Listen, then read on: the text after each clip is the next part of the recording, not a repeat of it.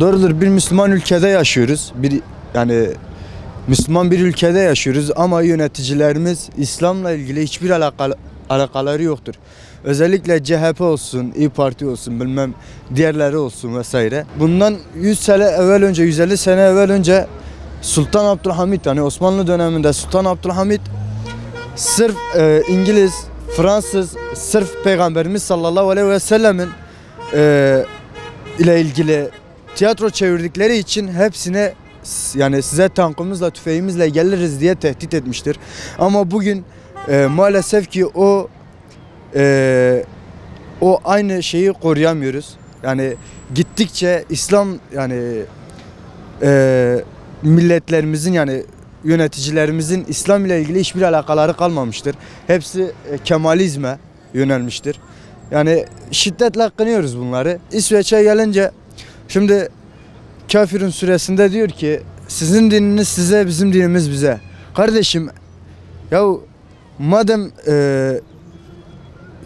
kafirsiniz, madem küfarsınız, gidin kendi dininizi yaşayın. Bizim dinimize saldırı yapmayın.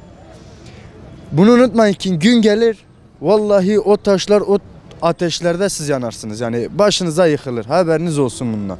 İsveç'in şu anda TBMM'den NATO üyeliğinin geçmesini inşallah biraz değineceğim. Kur'an-ı Kerim'in yakılmasına kendileri göz yumdular. Yani buna Müslüman olarak şiddetli bir şekilde karşı çıktık. Gerek Türkiye'de gerekse bütün İslam coğrafyalarında Müslümanlar tepkilerini koydular. Ama ne yazık ki bizim meclisimizde işte evet oyu vermeyeceğini iddia eden AK Parti ve onun yanında CHP, Deva Partisi ve diğer bir parti daha vardı. O şu an aklımda değildir. Partiler evet oyunu verdiler ve yani Müslümanların durumunu, koydukları tepkiyi birazcık kötü hale getirdiler. Bu yüzden yani mecliste geçmesi çok iyi olmadı.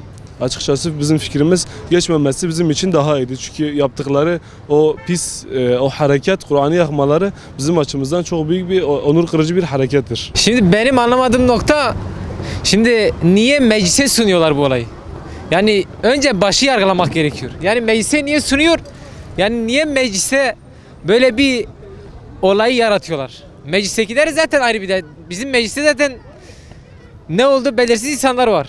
Yani bunu bir de meclise sunmanız yanlış. Tamam, meclise kabul edildi. Yani bizim zaten devletimiz İslami bir devlet olmadığı için biz buna bir şey demiyoruz meclise alakalı. Ama kalkıp bunu meclise sunmanız yanlış. İsveç zaten ne yaptığını herkese açık ve net bir şekilde ilan ediyor. Yani buna karşı Türkiye'nin bu olayın meclise sunmaması gerekiyordu. Kur'an-ı Kerim'e yaptıkları bu alçakça, çirkefçe olayları, eylemleri zaten izin verdikleri için özellikle İsveç'in NATO üyeliğine onay verilmemesi gerekiyor. Artık bu iş sadece din, Kur'an-ı Kerim değil, bütün dinlere saldırılar da yapılabilir. O yüzden kim buna oy vermişse hepsini kınıyoruz. Tekrar bunun meclise sunulup derhal veto edilmesi gerekiyor. Yoksa aksi takdirde Müslüman halk asla o insanları, oy veren insanları affetmeyecektir. Tabii biz burada bir İslam ülkesi olarak İsveç'in NATO'ya girmesine karşıyız. Kesinlikle karşıyız. İslam'a olan düşmanlığı kesinlikle NATO'ya kabul etmiyoruz. Karşı çıkacağız sürekli. Elimizden geldiği kadar da tepkimizi göstereceğiz. Her yerde direneceğiz. Bir İslam ülkesi olarak bunun meclise sunulması bile benim görüşümce hatadır. Belki bu hatadan dönülme gibi bir şansı yoktur ama biz vatandaş olarak yine tepkimizi göstereceğiz. Biz bunu kesinlikle kabul etmiyoruz. Biz Türkiye olarak NATO birliğindeyiz zaten. Şimdi din düşmanlığını biz NATO'ya alırsak bu din düşmanlarını kesinlikle biz ne şahıs olarak ne de derneğimiz adına biz bunu kabul etmiyoruz. Zaten biz burada Gazze'ye yardım kermesi yapıyoruz. Ayrıca zaten biz bunları kabul ede başımıza bunlar geliyor. İsveç'in NATO'ya katılmasına karşıyız. Bu konuda en azından Türkiye kesin olarak tepkisini koyabilir. Kesinlikle karşı çıkabilir ve kesinlikle NATO'ya koymaması lazım. Aynen, bu yanlış karardan dönmesi lazım.